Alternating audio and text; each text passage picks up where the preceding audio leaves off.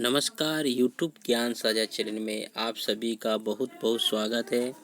हमारी पृथ्वी कक्षा 8 पश्चिम बंग माध्यमिक शिक्षा परिषद के द्वारा यह पुस्तक है और इस पुस्तक में जो प्रथम पाठ है आपका पृथ्वी का आंतरिक भाग, उसके बारे में मैं आप सभी छात्र बंधु जो कक्षा 8 में पढ़ रहे हैं उनको यह पाठ का सारांश और इनसे संबंधित प्रश्न आपको इस वीडियो में रखूँगा। चलिए शुरू करते हैं बच्चों। ये जो पाठ में आप देखेंगे पृथ्वी का आंतरिक भाग, पृथ्वी का आंतरिक भाग ये जो प्रथम पाठ है, ठीक है। और इस पाठ में आप समझेंगे कि पृथ्वी का आंतरिक भाग में क्या क्या है। जैसे कि इस पाठ का मतलब है पृथ्वी का भीतर के भाग को जानना, ठीक है। तो इसके लिए आपका लास्ट जो पेज है आप 6 नंबर, उस 6 नंबर पेज में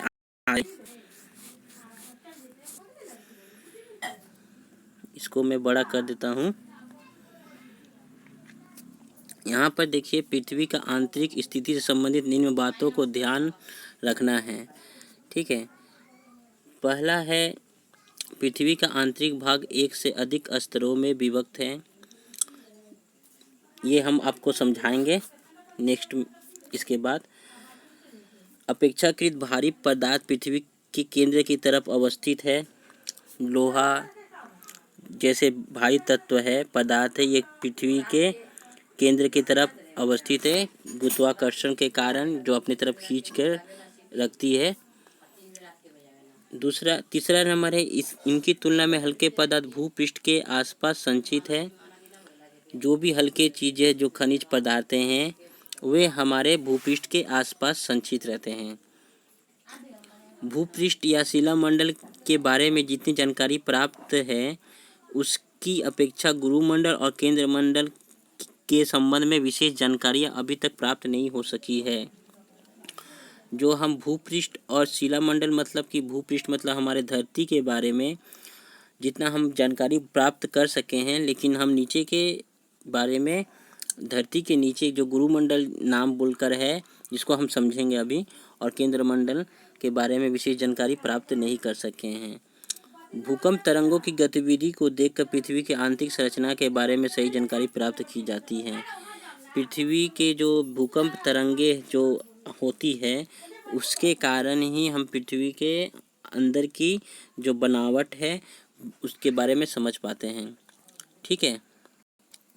चलिए अब मैं आपको समझाता हूँ पृथ्वी के आंतरिक भाग को किस प्रकार से जानकारी भूगोलविद ने दिया है, वैज्ञानिकों ने दिया है, ठीक है। ये जो आप देख पा रहे हैं ये पृथ्वी का आंतरिक भाग है, ठीक है। आंतरिक भाग का मतलब नीचे का भाग के बारे में बताया जा रहा है, ठीक है। ये जो नीचे में कोन जैसा बना हुआ है, ठीक है, ये पृथ्वी का सेंटर है। जैसे कि आप एक सेब ले लिए, ठीक है, सेब के बीज जहाँ होता है उसको हम सेंटर के रूप में मान लेते हैं। ठीक पृथ्वी में भी एक सेंटर है जो नीचे का है भाग उस, ठीक है। और इसके ठीक अब ऊपर में आ जाइए बच्चों। ये जो है आपका नीचे से ऊपर में सेंटर से ऊपर तक के भाग जो यहाँ से आपको देख पा रहे हैं, ये जो यहाँ से यहाँ तक इसको केंद्र मंडल नाम दिया है। दूसरा है इसको गुरुमंडल नाम दिया है, ठीक है। और ठीक इसके ऊपर में आइएगा तो इसका नाम दिया है आपका शिलामंडल, ठीक है। तो पृथ्वी को केंद्र से लेकर ऊपर तक 3 भागों में बांटा है। कितना भागों में? 3 भागों में।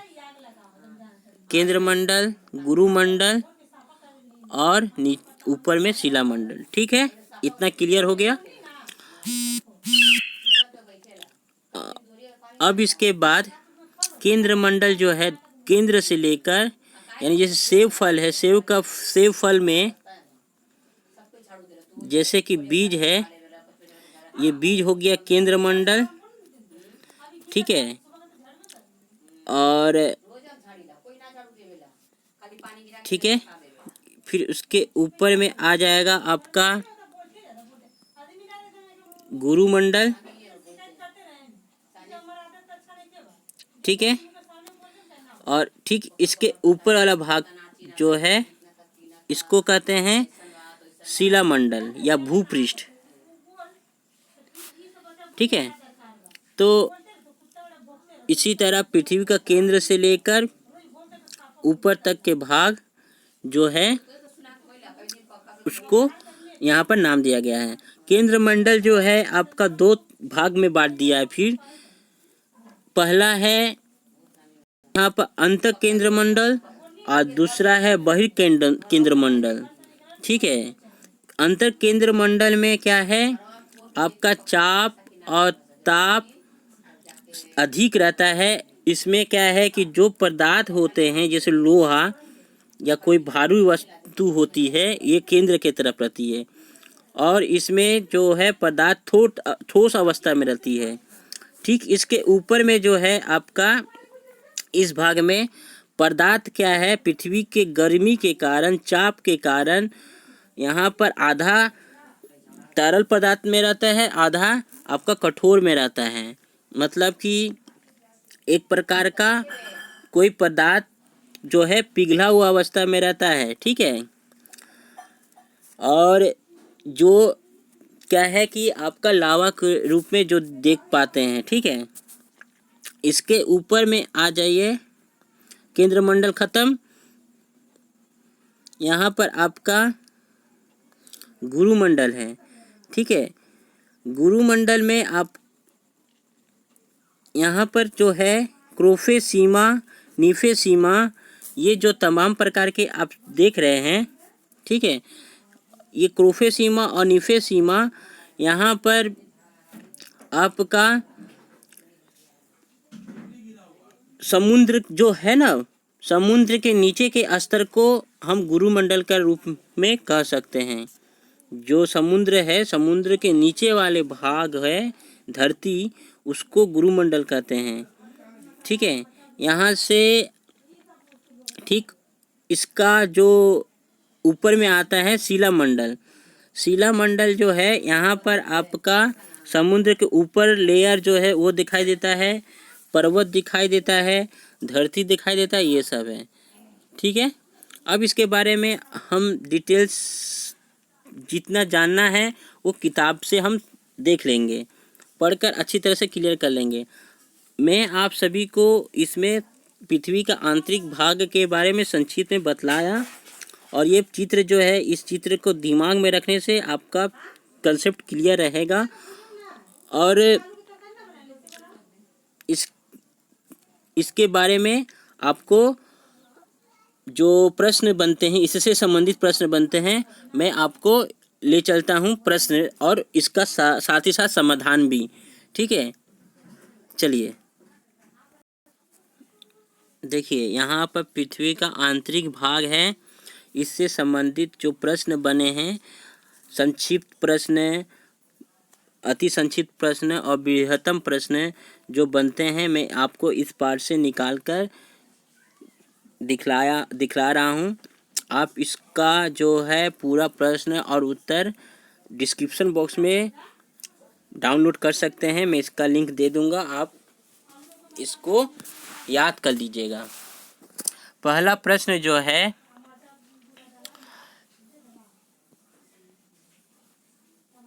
हमारी पृथ्वी का व्यास कितना है, या भूपृष्ठ से पृथ्वी के केंद्र तक की दूरी कितना है, ठीक है।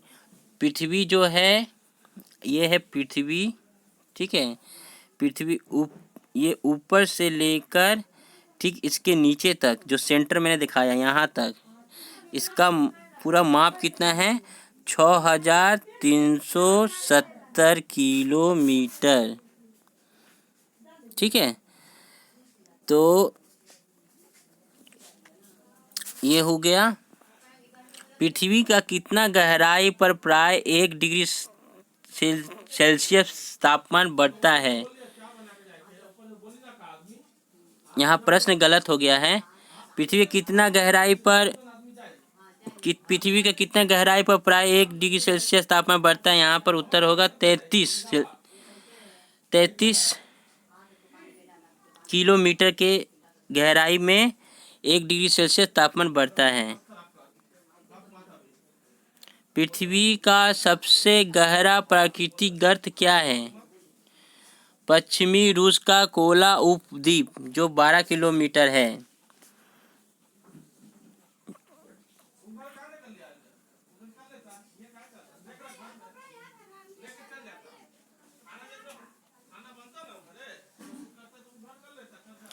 पृथ्वी की सृष्टि आज से प्राय कितने वर्ष पहले हुई थी? प्राय 460 करोड़ वर्ष पहले। कितने वर्ष पहले? 460 करोड़ वर्ष पहले। मैग्मा क्या है?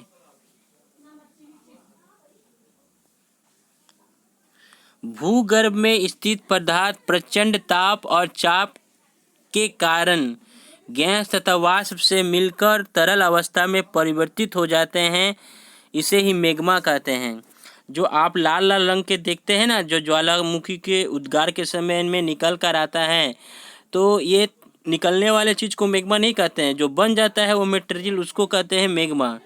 ये किसके कारण होता है? बहुत ताप के कारण, गर्मी, चाप के कारण, गैस के कारण वाष्प से मिलकर तरल अवस्था में बदल जाता है, यानी पानी में बदल जाता है। जैसे मोम को गर्म करने पर पानी बन जाता है, वैसे ही पानी बन जाता है। सभी पदार्थ उसमें जो भी रहते हैं, खनिज पदार्थ हो गए, आपके पत्थर हो गए, मिट्टी हो गए, जो भी नीचे के धरती के भाग है, गर्म ताप गैस वाष्प से मिलकर ये मैग्मा में बदल जाते हैं।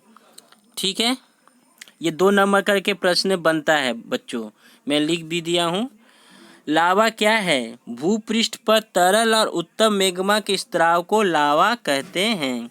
जो यही तरल पदार्थ बाहर निकलकर फैल जाता है, निकलकर पूरा लाल लाल पूरा दिखाई देता है, पानी की तरह ऊपर में बहता है ज्वालामुखी के उद्गार के बाद, तो ये तरल पदार्थ को लावा कहते हैं। ये इतने भयानक, इतने तपन होते हैं कि इसमें तुरंत कोई भी जाए पानी बन जाए। उष्ण झरना किसे कहते हैं? यह कहाँ पर है? भूमिगत जल भूताप के कारण गर्म होकर उष्ण जल के रूप में स्रावित होता है। इस भूपृष्ठ के ऊपरी आवरण से प्रभावित उष्ण जल को उष्ण झरना कहते हैं। ठीक है, उष्ण झरना जो है ना, धरती के ताप के कारण यह जल ऊपर में आकर बहता है। ठीक है, और यही जल को उष्ण झरना का नाम दिया, जिसे हॉट स्प्रिंग कहते हैं। भूताप क्या है? भूताप एक प्रकार की शक्ति है। पृथ्वी के केंद्र का ताप धीरे धीरे बाहर की तरफ प्रभावित होता रहता है। इस ताप शक्ति को भूताप शक्ति कहते हैं। ठीक है, धरती का जो नीचे का भाग से जो गर्मी ऊपर की तरफ जाता है, इस ताप से शक्ति होता है। शक्ति मतलब कि जैसे कोयले से क्या प्राप्त होती है? ऊर्जा की शक्ति प्राप्त होती है। इसी तरह यहाँ भी भूताप से ऊर्जा की शक्ति प्राप्त होती है।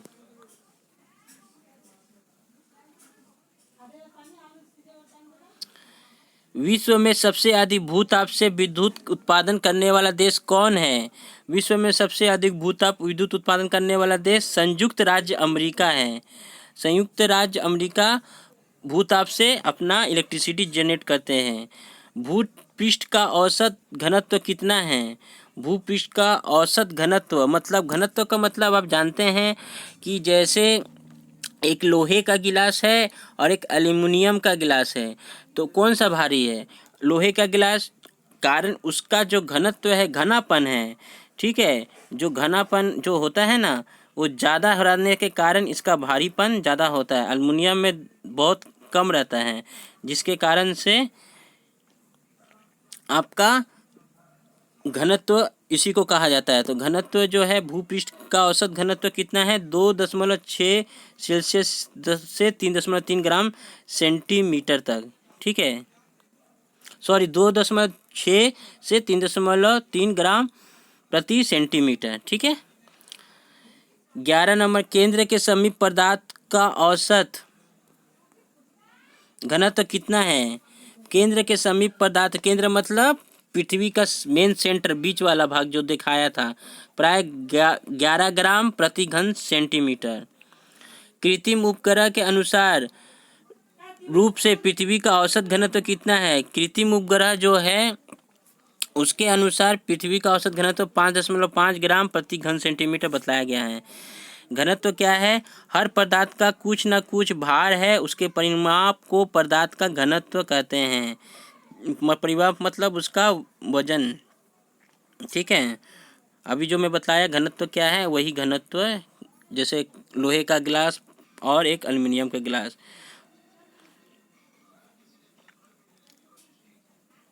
वैज्ञानिकों ने पृथ्वी को स्तर में कितने विभाजित किया है। वैज्ञानिकों ने पृथ्वी के स्तर को कितने स्तर में विभाजित किए हैं।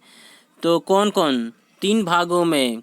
पहला, ऊपर के भाग को जो कहते हैं, जो मैंने आपको बतलाया था। ठीक है, ये हो गया भूपटल।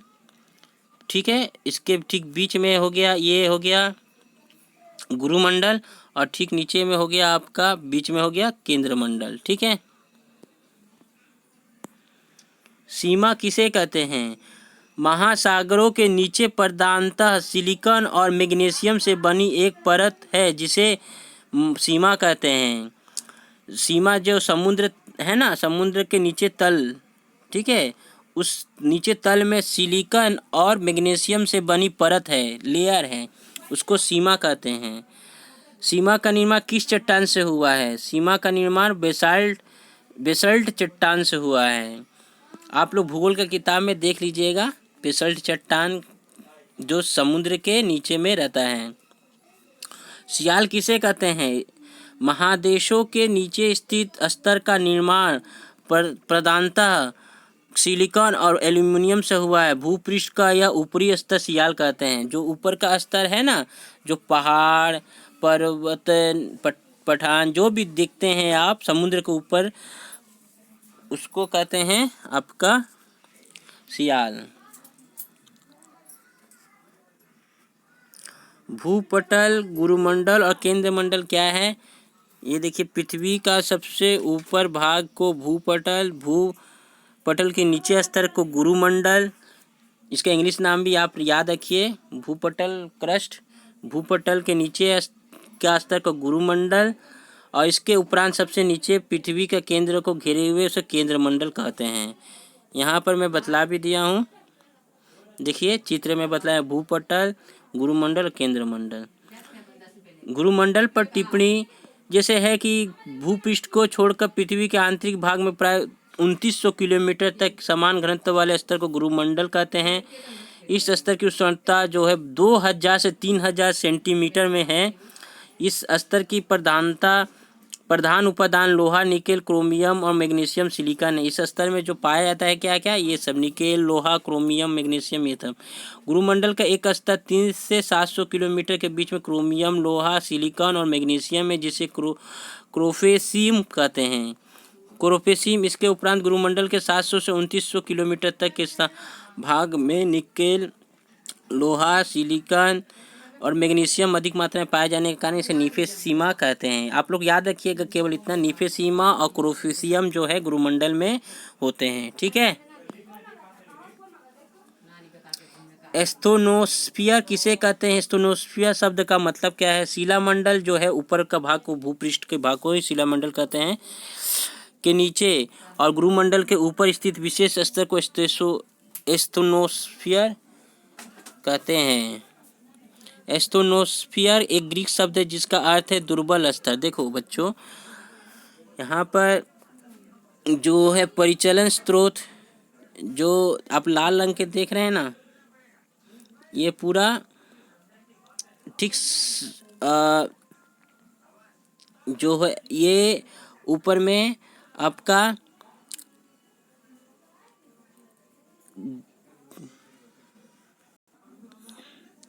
ये जो है आपका शिलामंडल है और इसके नीचे एस्थोनोस्फियर है और गुरुमंडल के ठीक ऊपर में ये होता है एक लेयर है, ठीक है, एस्थोनोस्फियर इसको कहते हैं।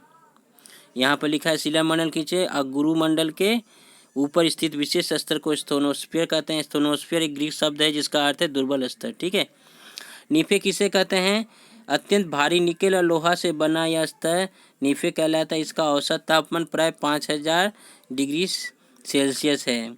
केंद्र में जो है ना वो आप लोग बच्चों एक बात जान के रखिए, ये यहाँ पर नीफे होता है, इसके बाद होता है इसके बाद सीमा, ठीक है, उसके ऊपर में जो होता है सियाल, ठीक है, ये नीफे हो गया। तो यहाँ पर इसको ये केंद्रमंडल, गुरुमंडल और बहिर्मंडल या इसको शिलामंडल या भूपृष्ठ कहते हैं, ठीक है। तो ये स्तर में इस तरह का बनाया गया है। केंद्रमंडल कहने का क्या मतलब है? केंद्रमंडल कहने का मतलब है भूपटल और गुरुमंडल के उपरांत का शेष स्तर जो पृथ्वी के केंद्र को चारों ओर से घेरे हुए हैं केंद्र मंडल कहलाता है। यह स्तर प्राय 3500 किलोमीटर मोटा है, ठीक है। तो आप सभी को इस पूरे पृथ्वी का आंतरिक भाग से जो संबंधित प्रश्न बने हैं मैंने आपके समक्ष रखा हूँ। ये अति संक्षिप्त प्रश्न, 1 नंबर सही उत्तर चुनिए। इनमें से वो भी हो सकता है या आपका एक वाक्य में उत्तर भी देना हो सकता है। संक्षिप्त उत्तर 2 नंबर वाले भी बन सकते हैं, 3 नंबर वाले भी बना सकते हैं और 5 नंबर वाले जो मैंने आपको शुरुआत में पृथ्वी का आंतरिक भाग का चित्र जो दिखाया है वो बन सकता है। और आप अपने भूगोल की किताब को ज़रूर एक बार पढ़ लीजिए। आप इस लॉकडाउन के समय में आपको ऑनलाइन के क्लासेस जो है मेरे चैनल में प्रदान किया जाएगा और आप सभी को इस चैनल में हमेशा नेक्स्ट जो भी पार्ट है उससे संबंधित प्रश्न है मिलता रहेगा। इसके लिए आप सभी छात्र बंधुओं को मेरे चैनल में प्रथम आए हैं तो सब्सक्राइब, शेयर और लाइक ज़रूर करिएगा। साथ ही साथ जो कंपटीटर जो है कंपटीशन का तैयारी कर रहे हैं वो भी इस वीडियो के द्वारा भूगोल से संबंधित जो जीके पृथ्वी का आंतरिक भाग बनेंगे ये मदद ले सकते हैं। पूरे वीडियो को देखने के लिए बहुत बहुत धन्यवाद।